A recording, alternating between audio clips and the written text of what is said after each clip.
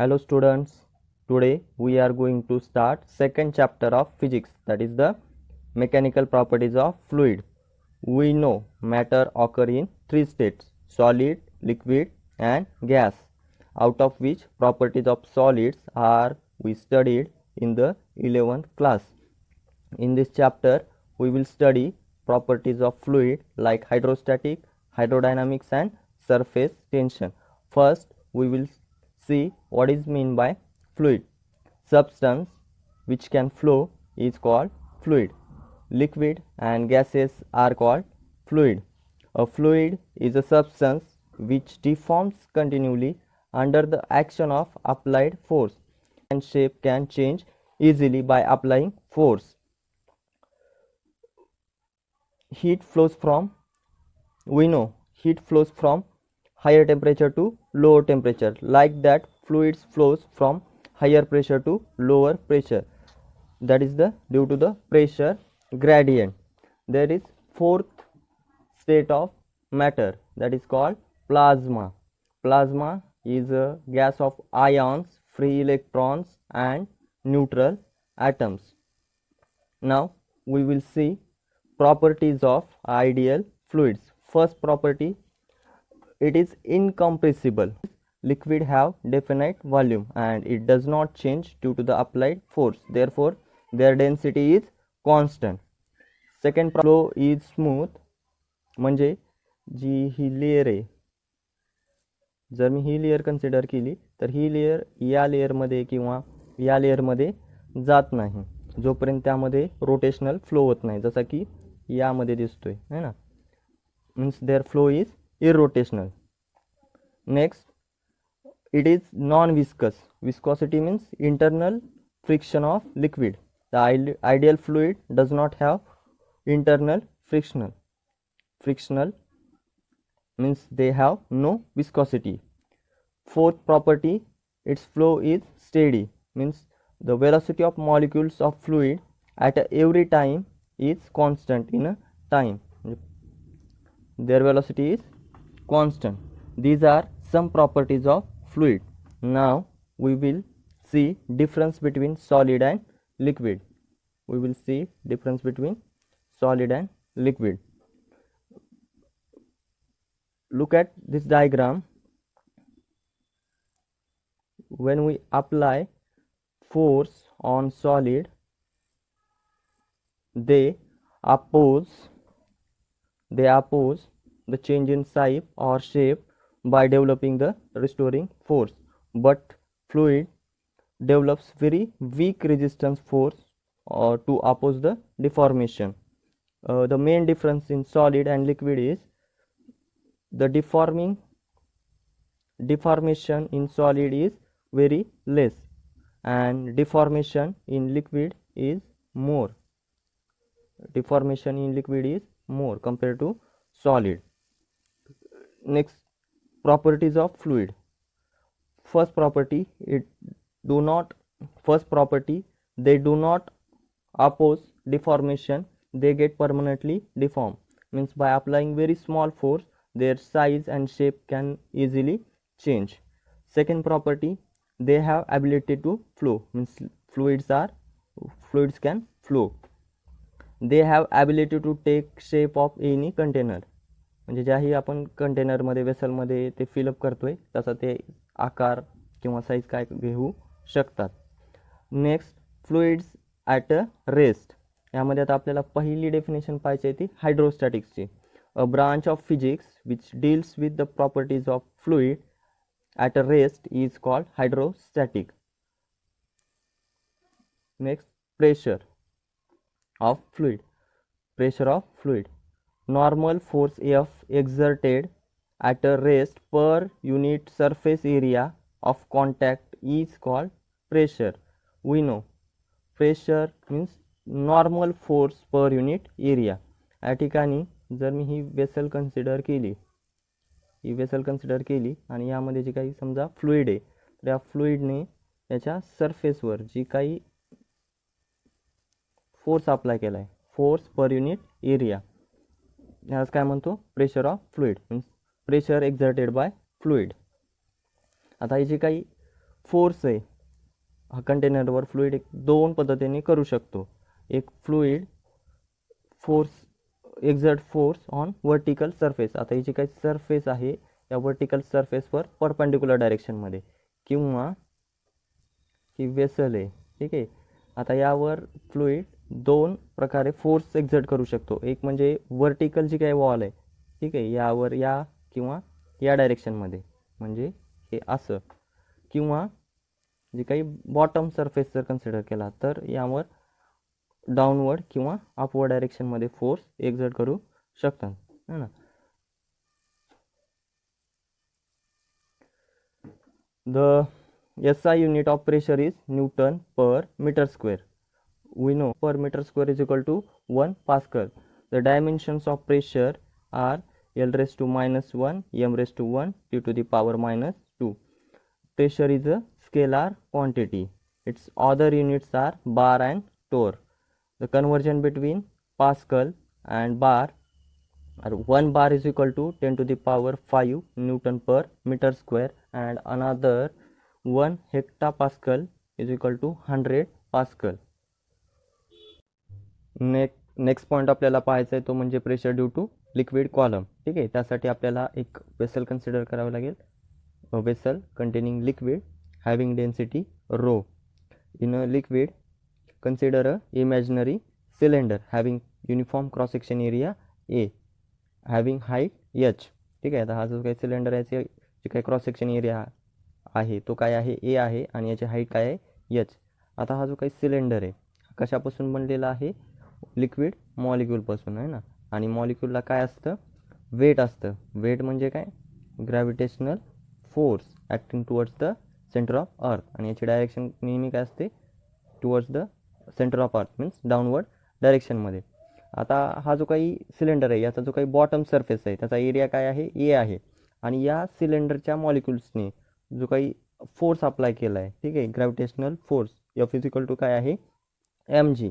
त्या ठिकाणी जो काही जनरेट झालेलं प्रेशर आहे at the bottom of cylinder, P is equal to काय असतं, P is equal to F by A. ठीक आहे, आता या ठिकाणी एफ इज इक्वल टू काय आहे, M G divided by A. आता रो इज इक्वल टू काय असतं, rho is equal to M by V. ठीक आहे, मग त्या ठिकाणी मास इज इक्वल टू काय होईल, मास इज इक्वल टू होईल rho means density into volume. त्यानंतर हे जे काही व्हॉल्यूम आहे सिलेंडरचं, ठीक आहे, हे सिलेंडरचं व्हॉल्यूम आपण कसं काढतो, area of cylinder into height. ठीक आहे, आता या ठिकाणी हे जर आपण सबस्टिट्यूट केलं P is equal to M G by एमध्ये, ठीक आहे, एम इज इक्वल टू काय आला, रो इंटू व्ही, आणि व्ही इज इक्वल टू काय आहे, A into H. Therefore that equation becomes P is equal to A H rho G by A. जर solve केलं तर त्या ठिकाणी काय येईल, P is equal to H rho G. Means हा जे काही प्रेशर आहे हे एरिया ऑफ क्रॉस सेक्शनच्या इंडिपेंडंट आहे, म्हणजे तो त्या एरिया ऑफ क्रॉस सेक्शनवर डिपेंड नाही. तुम्ही जर सिलेंडर छोटा घ्या किंवा मोठा घ्या, जे काही प्रेशर आहे ते कसं असेल, सारखंच असेल, किंवा जो काही साईज किंवा शेप आहे कंटेनरचा त्याच्या आपण इंडिपेंडंट आहे. जे प्रेशर आहे ते डिपेंड कशावर आहे, फक्त हाईटवर. जसं तुम्ही हाईट इन्क्रीज करताय तसं प्रेशर काय होतं, इन्क्रीज होतं, किंवा डेन्सिटीवर. हायर डेन्सिटी लिक्विड जर घेतला तर त्या ठिकाणी त्या पर्टिक्युलर हाईटला प्रेशर पण काय असेल, जास्त असेल. त्यानंतर नेक्स्ट पॉईंट पाहायचं आहे आपल्याला, ते म्हणजे ॲटमॉस्फेरिक प्रेशर. ठीक आहे, आपल्याला माहिती आहे ही समजा अर्थ आहे, आणि earth is covered by layer of air, that layer we call atmosphere, आहे ना. आता हे जे काही ॲटमॉस्फिअर आहे हे कशापासून बनलेलं आहे, एअर मॉलिक्यूलपासून, आहे ना. आता हे जर मी एअर मॉलिक्यूल जर कन्सिडर केले, ठीक आहे, त्यांचं जे काही वेट आहे, ठीक आहे, या वेटमुळे म्हणजे मास आहे, या मासमुळे त्यांच्यावर एक फोर्स ॲक्ट होईल, आहे ना, ग्रॅव्हिटेशनल फोर्स. तो नेहमी काय असेल, डाऊनवर्ड डायरेक्शनमध्ये. आता मी काय करतोय, समजा मी इथं थांबलोय, आहे ना, आणि हा माझा एरिया आहे. आता या एरियावर मी आता ॲटमॉस्फिअरमध्ये आहे ना, आता मी काय करतोय, सिलेंडर कन्सिडर करतोय. ठीक आहे, हा सिलेंडर आहे, आणि इमॅजिनरी सिलेंडर कुठे आहे, ॲटमॉस्फिअरमध्ये, म्हणजे हे काय आहेत, गॅस मॉलिक्युल्स. ठीक आहे, आता हे फोर्स ॲक्ट करत आहेत कुठे, डाऊनवर्ड डायरेक्शनमध्ये, ग्रॅव्हिटेशनल फोर्स. ठीक आहे, आता हे जे काही पर्टिक्युलर एरिया आहे, या एरियामध्ये जे काही या गॅस मॉलिक्यूलमुळे जे काही प्रेशर एक्झर्ट झालेलं आहे, ठीक आहे, ते पी इज इक्वल टू काय असतं, एफ बाय ए. ठीक आहे, म्हणजे या ठिकाणी फोर्स कोण ॲक्ट करायला लागले, गॅस मॉलिक्युल्स. ठीक आहे, मग सिम्पली डिफाईन करू शकता, the pressure exerted by atmosphere is called atmospheric pressure.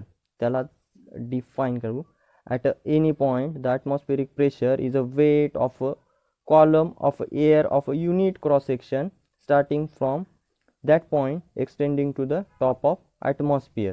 आता ही जी काही ॲटमॉस्फेरिक प्रेशर आहे हे नेहमी आपण समुद्र सपाटीपासून मोजतो आहे ना, मीन्स आणि जी काही समुद्र सपाटीचे जी काही ॲटमॉस्फेरिक प्रेशर असतं त्याला आपण काय म्हणतो, normal atmospheric pressure. The atmospheric pressure at a sea level is called atmospheric pressure. Next समजा मी हा कंटेनर आहे आणि यामध्ये काहीच नाही, म्हणजे काय असतं, एअर मॉलिक्युल्स असतात. आणि समजा मी या ठिकाणी एक पंप लावला आहे आणि याने यातले सर्व गॅस मॉलिक्युल्स आहेत ते काय केले, मी काढून घेतले. ठीक आहे, मग आता या कंटेनरमध्ये आता गॅस मॉलिक्यूल काय होतील, या कंटेनरमध्ये गॅस मॉलिक्यूल निघून जातील. म्हणजे या कंटेनरमध्ये काय आहे, काहीच नाही, म्हणजे त्या ठिकाणी कुठलाही मॅटर नाही, means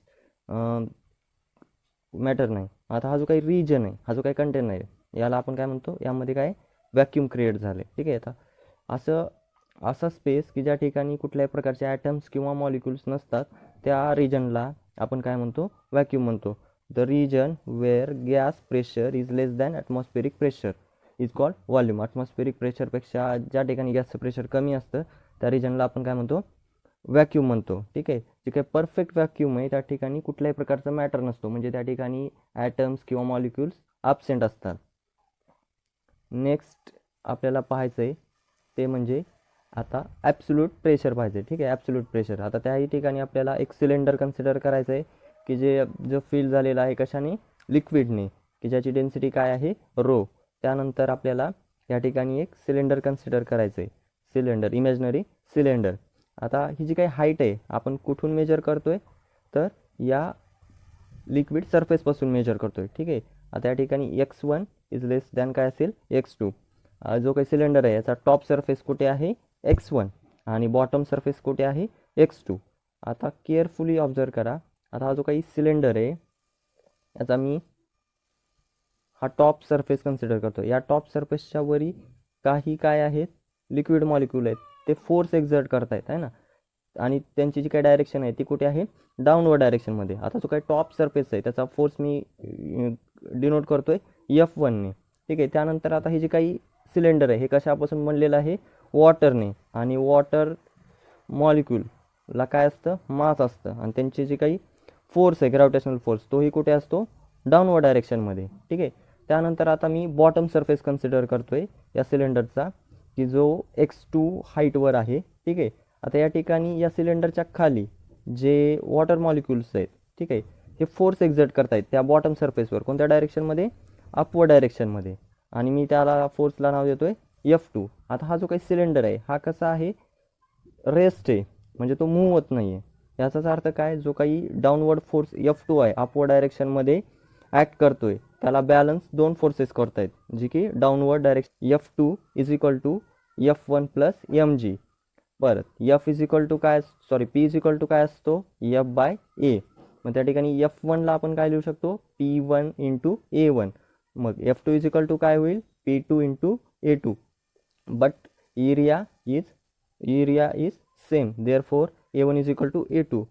Therefore the equation becomes F1 is equal to P1A and F2 is equal to P2A. आता हे दोन जे काही इक्वेशन्स आहेत हे आपण पुट करतो इक्वेशन 1 मध्ये. त्यानंतर आत्ताच आपण मागे पाहिलं. ठीक आहे, डेन्सिटी इज इक्वल टू काय असतं, mass by volume. Therefore mass is equal to काय होईल, डेन्सिटी इंटू व्हॉल्यूम. हे इक्वेशन 2 आणि 3 हे आपण सबस्टिट्यूट करतोय इक्वेशन 1 मध्ये. ठीक आहे, 1 मध्ये सबस्टिट्यूट केल्यानंतर इक्वेशन काय होईल, F2 इज इक्वल टू काय आहे, P2 into A is equal to F1 means P1 into A plus mg. m is equal to काय आहे, rho into V into G.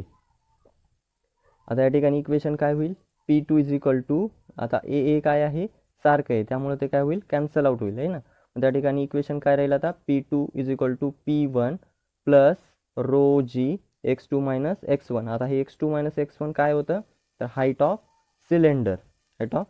Therefore the actual pressure exerted at the bottom of cylinder at any point is given by formula P2 is equal to P1 plus rho G x2 minus x1. या ठिकाणी P1 काय आहे atmospheric pressure आहे. ठीक आहे. त्यानंतर next आपल्याला पाहायचं आहे ते म्हणजे pressure P at depth h below the liquid surface. H डेप्थला लिक्विड सरफेसमध्ये ॲक्च्युली किती प्रेशर एक्झर्ट होतं ते पाहायचं. ठीक आहे. त्याही ठिकाणी आपल्याला परत एक वेसल कन्सिडर करायचं आहे की जी फिल केलेली आहे कशाने लिक्विडने, ज्याची डेन्सिटी काय आहे रो आहे. आता या ठिकाणी एक थोडासा चेंज करायचा आहे. जो सिलेंडर आहे त्याचा जो टॉप सरफेस आहे हा कुठे कन्सिडर करायचा आहे ॲटमॉस्फिअर मीन्स लिक्विड सरफेसला. ठीक आहे. आता या ठिकाणी हे जे काही x1 आहे हे कुठे आहे सरफेसवर आहे. ठीक आहे. आणि त्यानंतर x2 कुठे आहे ॲट अ डेप्थ h आहे. आता आपल्याला काही व्हॅल्यू सबस्टिट्यूट करायचं आहे. ठीक आहे. आता डिस्टन्स आपण कुठून मोजतोय सरफेसपासून. मग आता x1 कुठे आहे सरफेसवर आहे. मग सरफेसपासून x1चं डिस्टन्स काय होईल 0. ठीक आहे. मग x1 इज इक्वल टू काय होईल 0. आता x1 पॉईंटला प्रेशर काय असतं काय कशाने डिनोट करतो आपण P1ने. पण x1 कुठे आहे ॲटमॉस्फिअर आहे ना. ॲटमॉस्फिअर म्हणजे मग त्या ठिकाणी कोणतं प्रेशर ॲक्ट होतं ॲटमॉस्फेरिक प्रेशर आहे ना. मग मी P1लाच इंडिकेट कशानं करू शकतो POनं मीन्स ॲटमॉस्फेरिक प्रेशर. त्यानंतर x2 कुठे आहे ॲट अ डेप्थ h म्हणून x2 इज इक्वल टू काय होईल मायनस h. आता P2 इज आता जो pressure at a point x2 is equal to काय आहे P2. ठीक आहे. मग P2ला इंडिकेट करतो आपण P2 is equal to P. आता जे काही इक्वेशन 4 होतं कोणतं P2 is equal to P1 plus rho G x1 minus x2 यामध्ये आपण व्हॅल्यू सबस्टिट्यूट करू. ठीक आहे. आता P2 इज इक्वल टू काय कन्सिडर केले आपण काय आहे P is equal to P1 is equal to काय आहे P0 प्लस ठीक आहे रो जी x1 काय आहे 0. ठीक आहे मायनस आता h2 इज इक्वल टू काय आहे मायनस h. सॉल्व केलं तर इक्वेशन काय होईल P is equal to P0 plus h rho G. ठीक आहे. Pressure at a point x2 is equal to P is equal to P0 plus h rho G. या ठिकाणी P0 काय आहे ॲटमॉस्फेरिक प्रेशर आणि h रो जी काय आहे आत्ताच आपण पाहिलं होतं की pressure exerted by liquid. Therefore actual pressure P is equal to P0 plus h rho G. आता या इक्वेशनला जर आपण रिअरेंज केलं ठीक आहे P minus P0 is equal to h rho G. आता P काय आहे ॲक्च्युअल प्रेशर आहे. ठीक आहे. P0 काय आहे ॲटमॉस्फेरिक प्रेशर म्हणजे दोघाचा difference actual pressure minus atmospheric pressure is equal to काय आहे h रो जी. यालाच आपण काय म्हणतो gauge pressure. The difference between absolute pressure and atmospheric pressure is called gauge pressure.